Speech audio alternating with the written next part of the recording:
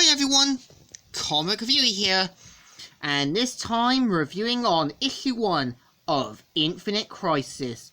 Now, as you know, Infinite Crisis is supposed to be a 7-part miniseries, as well as featuring the return of the original Earth 2 Superman and some of the characters that survived the first Crisis. And this is meant to be a continuation, as well as bringing back the multiverse. So the cover mainly has Wonder Woman, Superman, and Batman getting ready, with the villains looking on, and some of the heroes.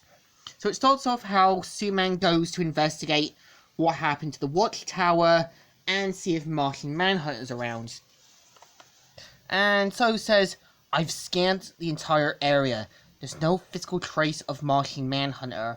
And it turns out Batman had a kind of special device to kind of scan things, and there is a reason why he doesn't trust the Justice League after what happened with Identity Crisis. And so Wonder Woman shows up saying, "Now, of us, none of us do, Bruce." And so you've got basically Bruce as well as Clark point out about what Diana did to Maxwell Lord. That was intentional, as Maxwell Lord is a dangerous, corrupted criminal. And even Superman pointed out that due to her actions, it has been recorded numerous times and posted around the world. And you've got Superboy watching TV and seeing the Titans fight. Martha tries to encourage Connor to get back on the action, but Connor has found out he's a Luthor clone hybrid and is afraid of becoming something just as worse as Lex Luthor. And as soon as Superboy's about to do something, he decides not to. And even Superboy Prime calls him out on this, and even Lois tries to encourage that they should do something. And so, pretty much, Dick Grayson talks with some of the other members, and even Donna points out that some of the mystical-based heroes and the Greek gods have abandoned them due to this big event. And so, Nightwing says goodbye to Starfire and heads off, and Donna uses her special spear device to take them to their area, and this is when she's become the new Highbringer. So meanwhile in Gotham, some police officers find Ratcatcher. One of Ratcatcher's friends turns into an OMAC that ends up frying him, and even Nightwing says, Donna, if you can still read me, I could use a..." And so pretty much sees a whole swarm of OMACs, like bees, gathering around.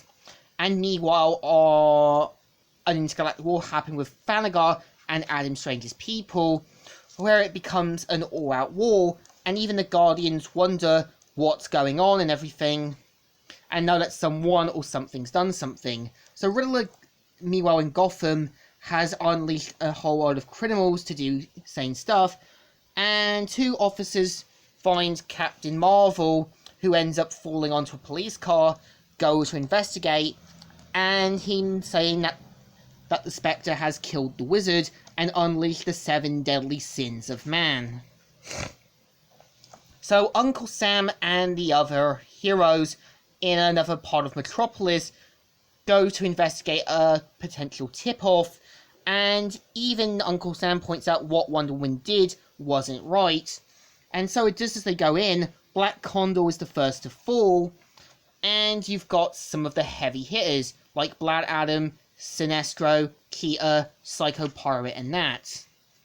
So just as Clark calls out on Diana's actions, they hear a voice, and it turns out it's Mongol, referencing the story for the man who has everything. So pretty much, the freedom fighters ends up getting massacred quite badly. And meanwhile, Wonder Woman tries to take down Mongol, so does Superman, and even Batman. And so, pretty much, Human Bomb pretty much bombs himself and kills Dr. Polaris. Bizarro bashes him to death and says, "Oh, no pretty lights." So Superman tries to take down Mongul, and just as he's defeated, Wonder Woman takes him out, despite Clark's objections.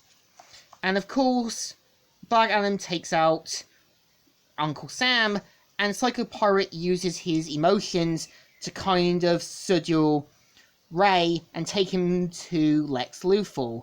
And Sinestro takes out Uncle Sam, and even Clark calls out Diana's behaviour, so does Bruce, and this leads into a big petty argument.